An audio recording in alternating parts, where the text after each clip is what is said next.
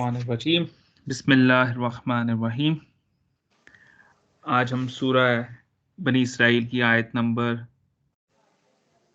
82 से 82 से, हालांकि 82 हमने पिछली दफ़ा भी पढ़ी थी लेकिन थोड़ी सी एक्सप्लेनेशन उसकी रह गई थी। हम इंशाल्लाह ताला इसको 86 तक मुकम्मल करेंगे, बल्कि 87 तक। हाँ जी।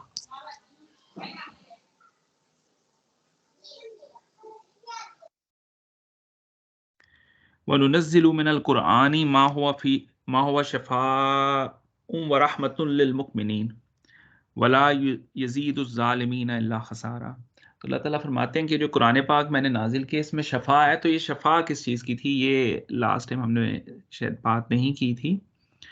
और ये सूरह यूनुस में अल्लाह ताला ने बताया कि कल्ब की बीमारियों की शफ़ा है, बुग़्ज़, कीना, हसद, नफाक और गीबत, ये जो है गुस्सा, बेसब्री और इवन के एरोगेंस, इंसान के तबीयत के अंदर जो एरोगेंस है, तो ये तमाम जो कल्बी बीमारियां उसकी शफा है कुरान पाक में, और ये रहमत है मोमिनों के लिए। और फिर दूसरी तरफ कुछ ऐसे अफराद हैं जिनके ये वो जो है वो जो जालिम हैं, और जालिम किससे हैं, वो अपने नफ्स के साथ भी जालिम है कि वो एरोगेंस का रवैया इख्तियार करते हैं। तो उनके लिए फिर ये कुरान जो है वो नहीं बढ़ाता मगर खसारा। तो ये बड़ी अहम बात थी कि कुरान में शफ़ा किस चीज़ की है। कुरान में शफ़ा ये जो है हमारी दिल की बीमारियों की है, और ये बहुत अहम बीमारियां हैं जिनसे अल्लाह ताला हम सबको निजात दे। कीना, बुग़्ज़, हसद, नफाक, यू कैन नेम इट, इतनी ज़्यादा वो जो है कह लें कि बीमारियां। और ये कुरान पाक वो वाहिद किताब है जिससे इन बीमारियों की शफ़ा मिलती है। और कुरान जो है ये रूह भी है, और इसको लाने वाले जिब्राईल रूहुल कुदस हैं, और ये आज हम रूह के बारे में भी पढ़ेंगे, तो अगली आयत में आएगा। अब अल्लाह ताला एक बहुत इंपॉर्टेंट कंसेप्ट अगली आयत में हमें समझा रहे हैं, और ये वही बात जो कि पीछे कुरान शफा है। तो अब इंसान के बारे में, इंसान का रवैया अल्लाह ताला फरमाते हैं, वैज़ा अन अमना अलल इंसानी, जब मैं अपनी बंदे पे जो है वो नेमते बख्शता हूँ उसको, आरादा, तो वो जो है मुंह मोड़ लेता है। किससे मुंह मोड़ लेता है? रब से बेखबर हो जाता है। और ना सिर्फ वो मुंह मोड़ लेता है, वरना भी जानिब ही, और वो पहलू भी फेर लेता है। यानी एक तो रब से दूर हो जाता है और पहलू भी फेर लेता है। ये वो बंदा है जिसको अल्लाह ने नेमतें दी हैं। अब दूसरा एग्जाम्पल ये, वैसा मस्सहु हुश्शर्रु काना यूसा, और जब उसे कोई मुसीबत में डाला जाता है किसी बंदे को तो मायूस हो जाता है। इसी को अल्लाह ताला ने सूरतुल फज्र में 2 आयात में भी वज़ाहत फरमाई। अगर आप वो शेयर कर सकें ज़फ़र भाई, मैंने आपके साथ शेयर की थी। नेमतें, और ये हमने पीछे पढ़ा था, सूरतुल मुनाफ़िकून की आयत थी कि या अय्युहल्लज़ीना आमनू ला तुल्हिकुम अमवालुकुम वला औलादुकुम अन ज़िक्रिल्लाह, ऐ ईमान वालो, तुम्हारा माल और तुम्हारी औलाद तुम्हें अल्लाह के ज़िक्र से गाफ़िल ना कर दें, और अगर कर दिया तो तुम जो है खसारा पाने वालों में से हो जाओगे। तो सूरतुल फजर की जो आयात हैं वो कुछ इस तरह हैं, जब तक ज़फ़र भाई तलाश फरमाते हैं। फ़अम्मल इंसानु इज़ा मब्तलाहु रब्बुहु फ़अकरमहु व नअमहु फ़यक़ूलु रब्बी अकरमन। तो इंसान की मिसाल ऐसे है कि जब हम उसे मुब्तला करते हैं, इज़ा मब्तलाहु, जब हम उसे मुब्तला करते हैं, उसका रब, रब्बुहु, उसका रब किस में मुब्तला करता है? उसको इकराम देता है, यानी उसको इज्जत देता है। व नअमहु, और उसको नेमतें देता है। फ़यक़ूलु रब्बी अकरमन, तो वो कहता है रब ने मेरी इज्जत की है। और दूसरी अल्लाह ताला इससे अगली आयत में कहते हैं, व अम्मा इज़ा मब्तलाहु, और जब हम किसी शख्स को मुब्तला करते हैं, क्या? फ़क़दर अलैहि रिज़्क़हु, हम उसका रिज़्क जो है वो कम कर देते हैं, उसमें तंगी कर देते हैं। फ़यक़ूलु रब्बी अहानन, तो वो कहते हैं मेरे रब ने मेरी तौहीन की है। अब ये दोनों बातें जो है अल्लाह ताला ने ये बात कह के आगे कमेंट नहीं दिया। और इन दोनों जो है आयात में हमारे लिए लेसन है कि जिसको नेमतें दी जाती हैं, जिसका इकराम किया जाता है, वो उसके लिए आजमाइश है। ठीक है, अल्लाह ने उसको कोई इज्जत नहीं दी, वो उसको आजमाइश में डाला है। फम्मल इंसान इज़ाम अब्तलाहु रब्बुहु फ़अकरमहु व नअमहु, जब हम किसी को इनाम और इकराम से नवाजते हैं, किसी को नेमतें देते हैं, किसी को इज्जत देते हैं, फ़यक़ूलु रब्बी अकरमन, वो कहता है मेरे रब ने मुझे इज्जत दी है। ये उसका कहना गलत है। रब ने उसको आजमाइश में डाला है, किसी को नेमत दे के आजमाइश में डाला है, किसी को रिस्क की तंगी दे के आजमाइश में डाला है। अमीर आदमी भी आजमाइश में है, गरीब आदमी भी आजमाइश में है। अमीर के लिए उसकी अमारत आजमाइश है, गरीब के लिए उसकी गरीबी आजमाइश है। वो गरीबी पे सब्र करे, अमीर आदमी जो है वो शुक्र करे, और उसके जो है जो रिस्क है उसके पास, उसमें हिस्से हैं सबके। उसके वो जो है वो सिर्फ़ और उसका रिस्क नहीं है, उसमें उसके रिश्तेदारों के हिस्से हैं, हमसायों के हिस्से हैं, मसाकीन के हिस्से हैं। अमीर आदमी बल्कि उसकी ज़्यादा आज़माइशें हैं बनिस्बत के गरीब के। ये इंसान जो है वो इस बात को समझने से कासिर रहता है, क्योंकि इंसान जो है वो अपनी उसकी ना वो मुस्तकबिल देख सकता है, ना वो मरने के बाद की ज़िंदगी को देख सकता है। वो यही समझता है कि मुझे अल्लाह ने जो है वो इस दुनिया में इनाम-ओ-इकराम से नवाज़ा है, तो मैं अल्लाह का बड़ा चहीता हूँ। और अगर अल्लाह ने मुझे वो जो है गरीब पैदा किया है, तो अल्लाह ने मेरी वो जो है तौहीन कर दी है।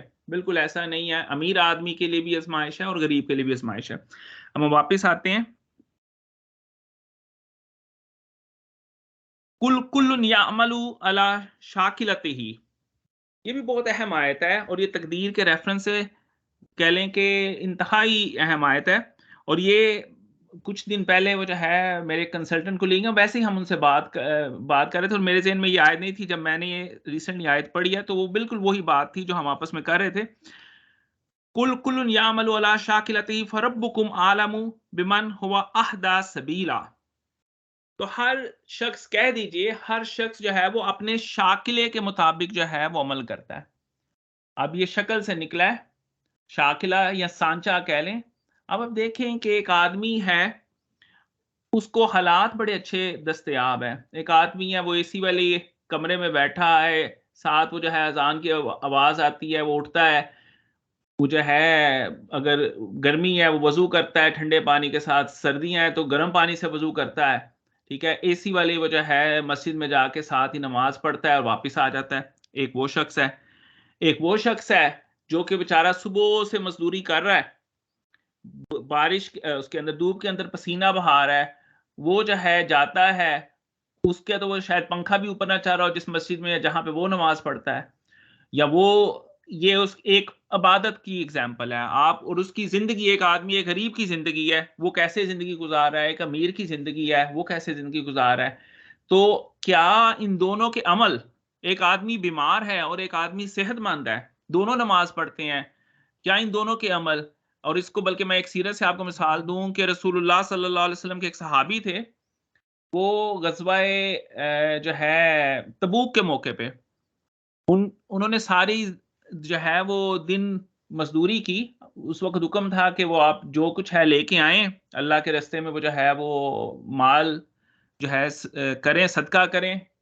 तो वो सारे दिन उन्होंने मज़दूरी की, तो उन्हें खजूरें मिली उसकी वो जो है उजरत। अब उन्होंने आधी खजूरें जो है वो अपनी फैमिली के लिए रख दी, आधी रसूलुल्लाह सल्लल्लाहु अलैहि वसल्लम की वो जो है खिदमत में पेश कर दी। तो रसूलुल्लाह सल्लल्लाहु अलैहि वसल्लम ने वो खजूरें सारे माल पे फैला दी। तो ये उन सहाबी रसूल की नीयत और उनका वो जो है अमल है कि उन्होंने अपनी सारे दिन की मज़दूरी जो है, और उसमें से भी उन्होंने वो जो है आधा हिस्सा जो है अल्लाह और उसके नबी के लिए जो है वो वक़्फ़ किया। तो ये है शाकिला कि इंसान फिर कुछ वो जो है जेनेटिकली भी कह लें कि तकदीर के मामले में कुछ लोग प्रीडिस्पोज़ होते हैं कि वो नेक अमाल ज़्यादा करते हैं। और वो जो है कुछ लोग प्रीडिस्पोज़ होते हैं कि वो बदी की तरफ ज़्यादा राग़िब होते हैं। और अल्लाह ताला कुरान पाक में फरमाते हैं ला युकल्लिफु नफ्सन इल्ला वुसअहा, कि मैं किसी नफ्स पे उसकी वो जो है उससे ज़्यादा जितना वो बोझ बर्दाश्त कर सकता है, उससे ज़्यादा बोझ नहीं डालता। ये इब्राहीम अलैहिस्सलाम के लिए हुक्म था कि अपने बेटे की जो है कुर्बानी करें। ये ख्वाब उनको आया था। ये उसके बाद वो जो है हमारी क्या मजाल, हमारा ईमान किस दर्जे का है। तो अल्लाह ताला हर शख्स को उसके ईमान के मुताबिक टेस्ट करते हैं, अल्लाह ताला हर शख्स को उसके कंडीशन सर्कमस्टांसिस के मुताबिक, अब जो फ़लस्तीन में जो लोग बेचारे जिस हालात में रह रहे हैं और जो उनके ऊपर बमबारी हो रही है, क्या उनके अमाल, उन्होंने भी नमाज़ पढ़ी, हमने भी पढ़ी, क्या वो एक जैसी है? नहीं, मेरा रब तो वो जो है वो खजूर की गुठली के ऊपर फ़तीला, उसके ऊपर जो बारीक सा पर्दा, उतना भी ज़ुल्म क़यामत के दिन नहीं होगा, हर एक के साथ इंसाफ़ किया जाएगा। तो फिर हर एक का वो जो है उसके सर्कमस्टांसेस को सामने रख के उसके वो जो है अमाल को देखा जाएगा, और एक शख्स की नमाज जो है वो उसके अगर सर्कमस्टांसेस बड़े बुरे हुए और उसकी नमाज का बहुत ज़्यादा दर्जा होगा, और एक शख्स जो कि बहुत अमीर है, जो कि बड़ी वो कह लें कि वो नाज़ो नेम के अंदर वो जो है पला बड़ा और उसने वो जो है नमाज अदा की, एसी की मस्जिद में बैठ के, एसी वाली में, उसकी नमाज का दर्जा शायद उस गरीब से ज़्यादा नहीं होगा। उस गरीब से जो कि कह लें कि गर्मी के अंदर वो जो है मुश्किल हालात के अंदर वो अल्लाह की इबादत कर रहा है। तो ये वो जो है सबके साथ वो जो है इंसाफ़ उस दिन वो जो है क़यामत के दिन होगा और किसी पे ज़ुल्म नहीं किया जाएगा। तो ये अल्लाह ताला फ़रमा रहे हैं कि हर बंदे का अमल जो है वो उसकी शाकिला के मुताबिक है, उसके सर्कमस्टांसेस के मुताबिक है, उसकी कंडीशंस के मुताबिक है, उसके सांचे के मुताबिक है। और फिर तुम्हारा रब जानता है, फरब्बुकुम आलमु, और तुम्हारा रब जानता है बिमा बिमन हुआ अहदा सबीला, कि कौन उसके रास्ते में ज्यादा वो जो है हदायत पे है। मुझे ना बताओ कि मैं हदायत पे हूँ, वो जो है मैं ज्यादा तकवा रखता हूँ। अल्लाह जानता है, रब कहता है मैं जानता हूं तुम में से कौन हदायत है। अपने वो जो है ना, वो कह लें कि दावे ना करो। और अब अगली आयत में वो जो है रूह की बात हो रही है, वयसअलूनका अनिर रूह, कि आपसे या नबी सल्लल्लाहु अलैहि वसल्लम ये लोग रूह के बारे में सवाल करते हैं। कुल फरमा दीजिए, कुल कुल रूह मिन अम्र रब्बी, कि जो रूह है ये अल्लाह का, मेरे रब का हुक्म है। वमा ऊती तुम, और नहीं दिया गया तुम लोगों को मिनल इल्मी, इसका इल्म, मगर थोड़ा। अब वो जो है इसमें आप देखें, वही भी रूह है। जिब्रील अलैहिस्सलाम को अल्लाह ताला ने बड़ी दफा रूहुल कुदस कहा है, तनज़्ज़लुल मलाइकातु वर्रूह फीहा बिइज़्नि फीहा बिइज़्नि रब्बिहिम मिन कुल्लि अम्र। तो अब ये रूह कौन सी है, इसमें वो जो है मौलाना मौदूदी ने तो बड़ा स्ट्रेट फॉरवर्ड जो मौक़िफ़ लिया है, वो ये कहते हैं कि ये जिब्राईल अलैहिस्सलाम के बारे में पूछा था, तो उसके बारे में बताया गया कि वो जो है इनके बारे में तुम्हें इन्फॉर्मेशन कम दी गई है। लेकिन डॉक्टर इसरार अहमद रहमतुल्लाह अलैह, वो इसमें वो जो है 2 वो बेसिकली जहान बनाते हैं। एक वो कहते हैं आलम अमर है, एक आलम खल्क है। आलम अमर में ये है, ये रूह एक मेटाफिज़िकल चीज़ है, मा बादस तबियात एक वो जो है चीज़ है, और जिस्म जो है वो फ़िज़िकल चीज़ है। अब वो जो है आलम अमर में टाइम नहीं है। इज़ा अरादा शैअन अन यक़ूल लहू कुन फ़यकून, इज़ा अरादा शैअन अन यक़ूल, कि उसमें अल्लाह ताला जो है कुन कहते हैं, फ़यकून हो जाता है। लेकिन जब अल्लाह ताला ने ये कायनात की तख्लीक की बात की, तो कुरान की ही आयात के रेफरेंस से मेरा ख़्याल है 6 दिन और 6 रातों में कायनात तख्लीक हुई। यानी ये जो फ़िज़िकल वर्ल्ड है, तो एक मेटाफिजिकल वर्ल्ड है जिसमें टाइम नहीं है, फिजिकल वर्ल्ड है जिसमें टाइम है। और फिजिकल वर्ल्ड में चीजें जो हैं वो कह लें कि रखती हैं मैस, वेट रखती हैं, और वो जो है मादियत रखती हैं, जबकि मेटाफिजिकल वर्ल्ड के अंदर अशिया जो हैं वो मादियत से मावरा हैं। तो एक ये भी है कि ये जो है रूह के बारे में ये यहूद ने कुफ़ारे मक्का को बताया था कि अगर नबी तुम्हारे अंदर माबूस हुए हैं और वो नबूवत का दावा करते हैं, तो इनसे ये 4 सवाल करो। पहला सवाल ये है कि इनसे पूछो कि बनी इसराइल मिस्र क्या लेने गए थे? दूसरा सवाल करो कि ज़ुल्करनैन कौन थे? तीसरा सवाल करो असहाबे काफ की क्या कहानी है? और चौथा सवाल करो कि रूह के बारे में आपका क्या तसव्वुर है, आप क्या जानते हैं? तो वो जो है सूरह यूसुफ में हमने पढ़ लिया कि बनी इसराइल कैसे पहुंचे मिस्र के अंदर, और जो है ज़ुल्करनैन और इनका जो है असहाबे काफ का वाक़या हम अगली सूरत में पढ़ेंगे, जो कि सूरह बनी इसराइल के बाद आएगी। और रूह के बारे में वो जो है अल्लाह ताला ने यहाँ पे थोड़ा-सा बताया कि रूह जो है वो उसके बारे में आपसे ये सवाल करते हैं और इसके बारे में इल्म बहुत कम दिया गया है। अब रूह को लोगों ने इसके मुतरादिफ लिया है कि जब कोई मरता है तो उसकी कहते हैं रूह कब्ज हो जाती है। ये वो जो है ना, आप देखें कुल्लु नफ्सिन जायकातुल मौत, इसमें कहीं रूह का लफ्ज नहीं आया। हर नफ्स ने मौत का जायका चखना है। सूरतुल जुमर की आयत है, आयत नंबर 42 है, अल्लाहु यतवफ़्फ़ल अनफुसा हीना मौतिहा वल्लती लम तमुत फी मनामिहा फयुमसिकुल्लती कदा अलैहल मौत व युरसिल उखारा इला अजल मुसम्मा इन्न फी ज़ालिका लआयातिल लिक़ौमिन यतफ़क्करून। अब मैंने ये आयत इसलिए सारी पढ़ी कि इसमें कहीं रूह का लफ्ज़ नहीं आया, लेकिन अल्लाह ताला फरमाते हैं कि अल्लाह ही नफ्स कब्ज़ करता है। लेकिन यहाँ पे जो ट्रांसलेशन की हुई है ना, वो इन्होंने की हुई है रूह की। ये जिन्होंने कह लें कि इसको तर्जुमा किया है, तो उन्होंने वो जो है रूह की ट्रांसलेशन की है। लेकिन यहाँ पे नफ्स है, अल्लाहु यतवफ़्फ़ल अनफुसा हीना मौतिहा। अल्लाह ताला नफ्स को जो है ना, कह लें कि उसको मौत देता है, यतवफ़्फ़ा नफ्सा हीना मौतिहा। लेकिन यहाँ पे इसकी ट्रांसलेशन अल्लाह ही रूहों को उनकी, ये ज़रा ना मुझे टाइम की जगह मेरी मिसेज़ की कॉल है, जो बच्चों को लेने गई हैं। एक मिनट।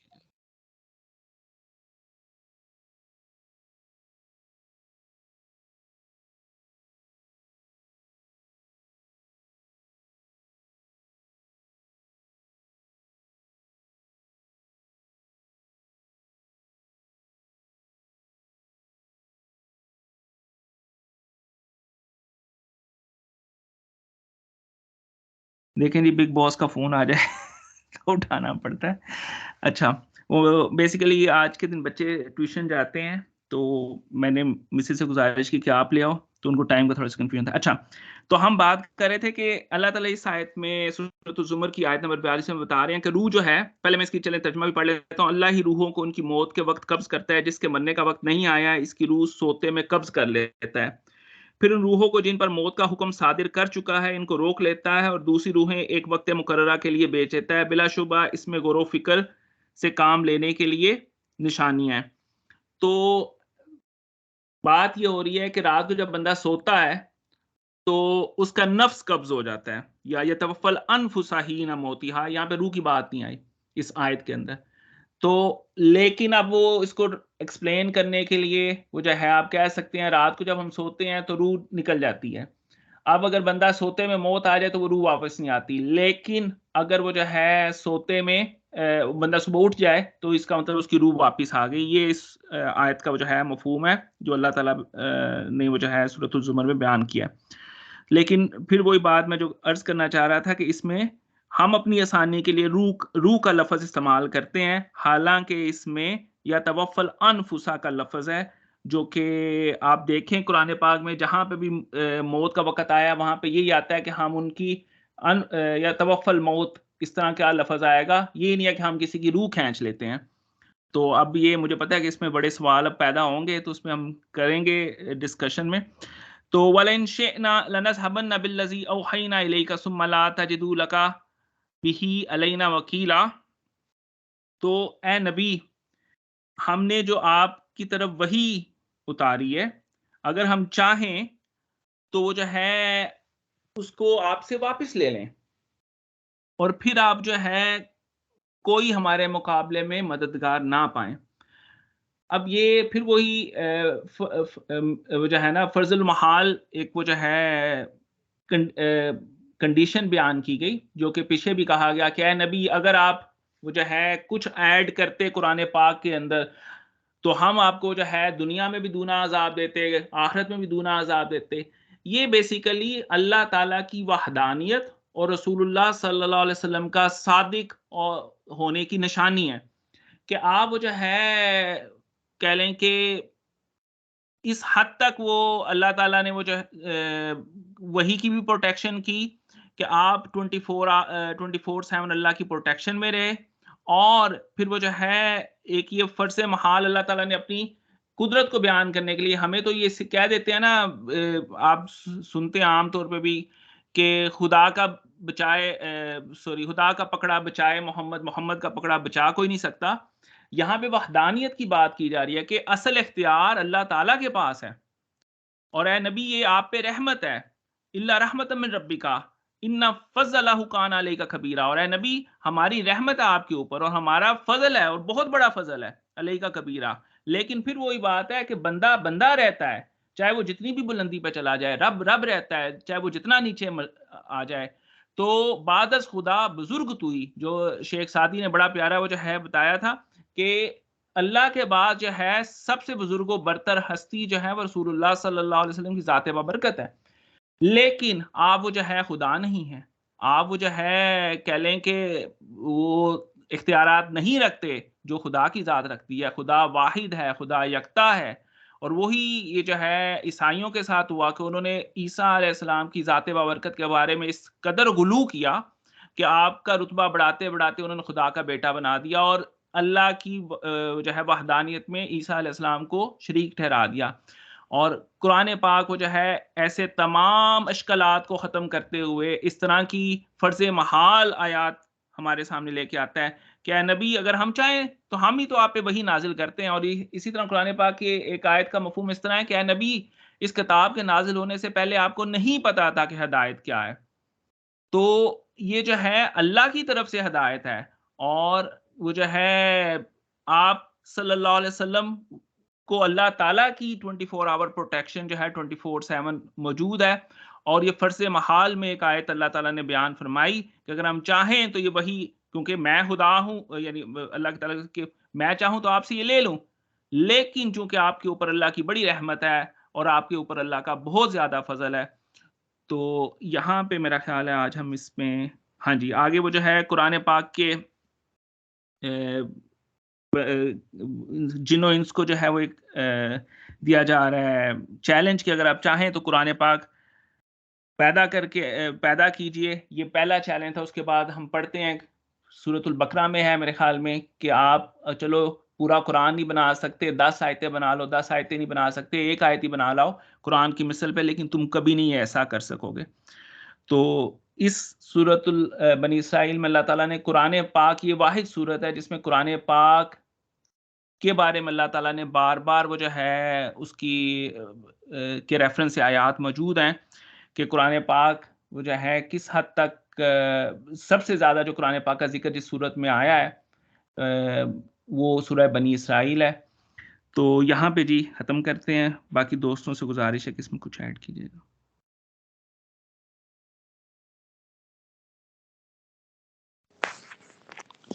जज़ाकल्लाह बिल खैर डॉक्टर साहब, माशाल्लाह सेल्फ एक्सप्लेनेटरी था, आपने बड़ा अच्छा इसको एक्सप्लेन कर दिया।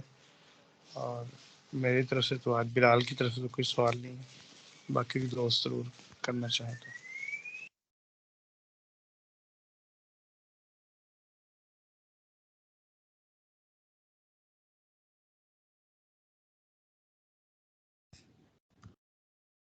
डॉक्टर साहब सॉरी, आपने अभी जो बताया ना ये नफ्स का और रूह का जो डिफरेंस आप बता रहे थे वो काफ़ी इंटरेस्टिंग चीज़ लगी मुझे।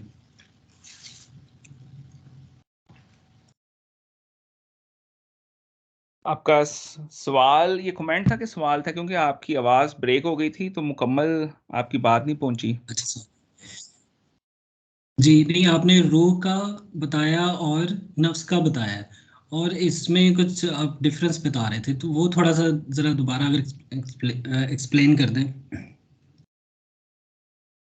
ये बेसिकली हमारे तक जो इस्लाम पहुंचा, जो मैं पहले भी अर्ज करता था, 1400-1500 साल का फ़र्क है। तो ये ईरान के अंदर भी एक मज़हब मौजूद था, ज़रतुश्त मज़हब, और काफ़ी हद तक उनकी तालीमात इस्लाम से मुताबिकत रखती हैं। तो ये जो सूफिया है ना जी, ये तकरीबन हर मज़हब के अंदर मौजूद हैं। सेंट्स जो है यहाँ पे ईसाइयत में भी होते हैं, और ये ईरान के अंदर भी, इस मज़हब के अंदर भी सूफिया मौजूद थे। और फिर वो जो है जब इस्लाम आया है, किसी भी अरब से निकला है, तो इस्लाम जो है वो आया है इसमें कह लें कि बरे-सगीर के अंदर, तो यहाँ पे वहदतुल वजूद और वहदतुल शहूद की बहसें चल रही थी। ये जो हमारे हिंदू जो पंडित हैं, इनके वो जो है अच्छा तो खुदा कहाँ है, अगर वो कायनात से बाहर है तो खुदा वो जो है फिर हमें देखता कैसे, और वो कायनात के अंदर है तो वो जो है वो अपनी क्रिएशन के अंदर है मौजूद। तो इस तरह वो जो है ना बड़ी सारी कह लें कि बहसें हुई। लेकिन आपके सवाल था कि रूह के बारे में, ये हमारे इसमें जो बरे-सगीर में फ़लसफ़ा है, आप देखें मैं आपको नेटफ्लिक्स पे एक आधी मूवी भी कर सकता हूँ। मेरा ख़्याल है किसी की 13वीं है, बहारी लाल की राम प्रसाद की 13वीं ये वो जो है नेटफ्लिक्स पे मूवी है, देखने से ताल्लुक़ रखती है कि वो सारी रवाज जो हमारे अंदर आए हैं ना, वो पता चलता है वहाँ पे बंदा फ़ौत होता है तो उसके क्या-क्या रसूम और रवाज, उसकी रूह जानी है। मसलन इनमें हिंदुओं में है कि जब तक आप किसी को जलाएँ ना, तो उसकी रूह नहीं जाती, उसकी रूह को सुकून नहीं आता, ठीक है? इसी तरह वो जो है बाकी मज़ाहब के अपने-अपने कह लें कि उनकी अंडरस्टैंडिंग्स हैं। तो ये रूह का जो कांसेप्ट है, ये बरे-सगीर के अंदर जब आया है और हमने कुरान को ट्रांसलेट किया, तो हमने अल्टरनेटिव लिया नफ्स का जो है रूह, क्योंकि यहाँ पे लोगों को रूह का पता था। तो हमने यतवफ़्फ़न अनफुस के जगह पे हमने रूह का लफ़्ज़ ले लिया कि रूह जब निकाली जाती है। कुरान इसमें नहीं ये बात करता, नफ्स के मुतरादिफ रूह को नहीं लेता। तो ये ईरानी और बरे-सगीर में जो हिंदुआना फ़लसफ़ा है, उसके अंडर जो है ये लिया गया।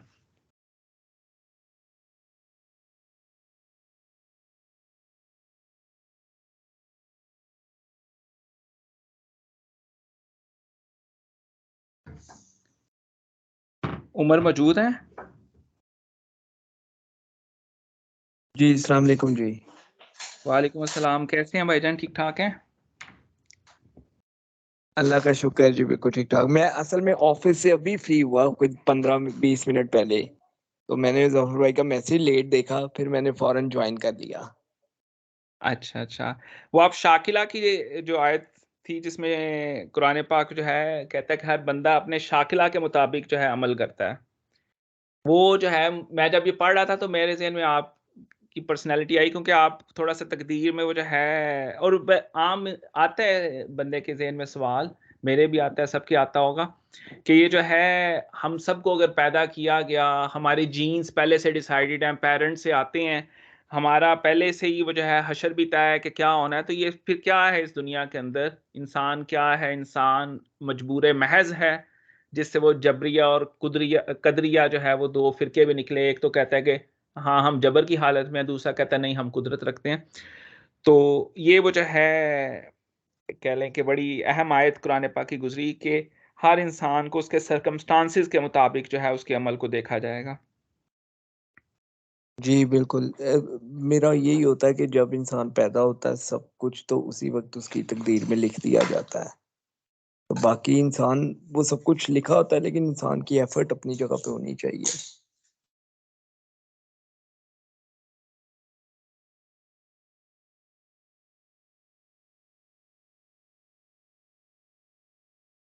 जी, फिर दुआ कर लें?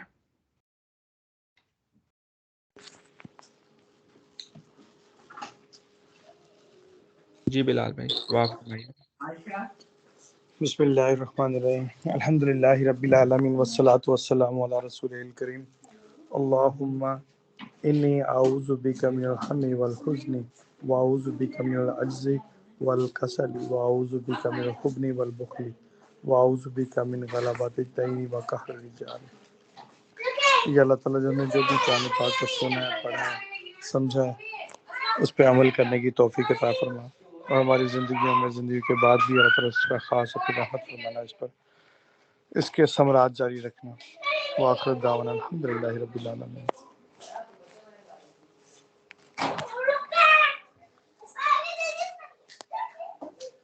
अल्लाह पाक मुझे ख़ास तौर पे माफ़ करे, आप लोगों को मैं मूवीज़ की सजेशन दे रहा था, लेकिन वो एक कह लें कि वो सिर्फ़ और सिर्फ़ उस रसूम और रिवाज के मुतालिक बनी अच्छा मूवी है। डॉक्टर साहब, पता है क्या बताता हूँ मैं अब आपको, ये भी वो आप जी। आपसे जिक्र नहीं हुआ है, लेकिन डॉक्टर जफर ने ये किया है कि इसको जो है ना यूट्यूब के ऊपर अपलोड करना शुरू कर दिया। So it's again for challenge for you कि अब और ज्यादा जो है ना हमें वो होना पड़ेगा, एटलीस्ट दर्स तक। हाँ जी, जफर ये बात आज हो रही थी। मैंने डॉक्टर साहब से जरा वो रिक्वेस्ट की है कि ना नेक्स्ट टाइम जो है ना वो आप by face in the video आप पे आया करें, ताकि ना जरा वीडियो जरा इंटरेस्टिंग भी बने, जरा व्यूअर्स को जरा नजर भी आए। सही, हाँ जी, इंशाल्लाह। ये बड़ा जो है ना एक चैलेंज है। आप पता नहीं, फिर वही बात अजीब सी कर रहा हूँ, डॉक्टर रिकॉर्डिंग तो लाया है तो यार फेर है ये भी ये डिस्कशन ना अपलोड कीजिएगा। पता है क्या, हम गाना अपलोड कर दें कोई मसला नहीं है, दीन की कोई बात अपलोड करना इसके ऊपर बेशुमार सवाल आते हैं और बहुत सारे लोगों के जहनों में जो है ना वो आ जाते हैं ऐसी चीज़ें, पॉजिटिव नेगेटिव सभी। तो इसका बड़ा ख्याल रखना ज़रूरी है। तो मतलब जिन दिनों में मैं कभी क्लीन शेव हुआ करता था, मुझे याद है कभी किसी ने मेरे पे कोई मुझसे सवाल नहीं किया। जब मैंने दाढ़ी रखी तो फिर मुझसे बहुत सारे लोग पूछना शुरू हुए, कहाँ तक रखनी है, क्या रखनी है, किस तरह रखनी है, ये नहीं रखनी, वो रखनी है, ये ना हो, वो ना हो। तो मतलब चलने वाले के लिए ना मुश्किल हो जाती है आसानी की बजाय। तो लेकिन ज़रूरी भी है वैसे, तो लोग अपना काम अच्छा भी कर रहे हैं कि जो जिसको पता है वो एटलीस्ट इन्फॉर्म तो करे ना दूसरे को, ताकि किसी जो है ना मिसगाइड ना हो जाए। लेकिन उस मिसगाइड के अंदर वही जो बात हमने सीखी है, हर बंदा समझता है मैं ठीक हूँ, दूसरे को ठीक करना है। और ये चाहिए ये कि दूसरा ठीक है, उससे अच्छी बातें हम सीख लें, तो अपनी दुरुस्तगी हम कर लें, ज़्यादा बेहतर है। जी बिल्कुल जी सही बात है। मेरी नीयत वैसे वहाँ अपलोड करने की ये है कि यहाँ पे जो हम रिकॉर्डिंग करते हैं ना वो 30 डेज से ज़्यादा नहीं रहती है, वो ख़त्म हो जाती है। तो मैं अपने सिस्टम में पहले सेव करता रहूँ, तो वो अभी वो ज़्यादा उसकी वो होनी शुरू होगी, तो फिर मुझे लगा कि ये यूट्यूब पे अगर मैं अपलोड करता जाऊँ ऐसा कोई और कोई इसका वो कोई मोटिव नहीं है, तो वहाँ एक मेमोरी के तौर पे ना वहाँ पे सेव होती जाएगी। तो नहीं, ये बड़ा था। अच्छा आइडिया है, दैट्स एन एक्सीलेंट। तो मैं ये चाह रहा हूँ कि अगर हम इसको और ज़्यादा, इसको मैं प्रोफेशनल तो नहीं कहूँगा, और ज़्यादा हम इसको प्रिसाइज कर लें ना, तो यूट्यूब पे और लोगों को भी बेनिफिट हो सकता है। अदरवाइज जो है ना वो सुनने वाले को पहले ही लेक्चर में लगेगा यार मैंने सीखा तो है, लेकिन बीच में 2-4 चीज़ें ऐसी डिस्कस हुई हैं जो कि वो ऐसी थी। तो बस इस बारे में मैंने ये अपना सामने रखा है ओपिनियन। जी बेहतरीन है बस। हाँ जी, ये बिल्कुल बचाए, आइंदा से मैं भी ख्याल रखूँगा, हम लोग आप लोग भी करिएगा, और कोशिश करते हैं कि अगली सीटिंग्स में जो है हम इसको ज़हन में रखें। मैं कुछ बात आप कर रहे थे, हाँ, हमारा जो सोसाइटी है ना, हम लोग जजमेंटल बहुत हैं। हर बंदा दूसरे को जज कर रहा होता है। ये हमारी सोसाइटी का ना सबसे बड़ा एक ड्रॉबैक है कि मैं बैठा हूँ तो मैं आपको जज कर रहा हूँ कि आप कैसे हैं, आप किसी तीसरे को जज कर रहे हैं। हम सारे एक दूसरे को जो है ना के बारे में रिमार्क्स दे रहे होते हैं, और ये वो जो है खुदा की ज़ात को ये देता है, कह लें कि उसकी ज़ात के लायक है कि वो जज है करे लोगों को। हमें खुदा बनने की ज़रूरत नहीं है। या तो आप चलें हैं सेशन जज या सुप्रीम कोर्ट के जज या हाई कोर्ट के जज, तो ज़रूर जज कीजिए लोगों को। लेकिन हम लोगों के रवैयों को, लोगों की शक्लों को, लोगों के वो जो है नज़रियात को, लोगों के कह लें कि इवन कि उनकी प्राइवेसी में अंदर जाके उनको जज कर रहे होते हैं। इंतहाई कह लें मुग़ल होते हैं हम लोगों के अंदर जाके ना। वो मैंने ये फ़ील करता हूँ, जब भी पहले भी किया, लेकिन जब पाकिस्तान जाता हूँ ज़्यादा फ़ील होता है। यहाँ पे ये बात एक अच्छी है कि लोग अपने काम से काम रखते हैं, लोग कोशिश करते हैं कि किसी के बारे में अगर कोई स्टेटमेंट भी दें, तो ऐसी स्टेटमेंट ना दें जो जजमेंटल हो। आप लोगों को जज ना कीजिए। तो थोड़ी बात लंबी हो गई, तो मिलते हैं जी इंशाल्लाह ताला अगली सिटिंग पे। या कोई वो जो है कुछ ऐड करना चाहें फ़ाज़िल भाई? फ़ाज़िल भाई जी। जज नहीं करते, नेगेटिविटी ढूँढते हैं कि इसके क्या नेगेटिव पॉइंट है। जज कर ले तो पॉजिटिव भी आ जाता है, ढूँढते नेगेटिविटी है उसमें। क्या बात है! कितनी प्यारी बात की है फ़ाज़िल भाई ने। बहुत ये अच्छी फाजिल बात। ने जो है ना दरिया को कूजे में बंद किया। हाँ जी।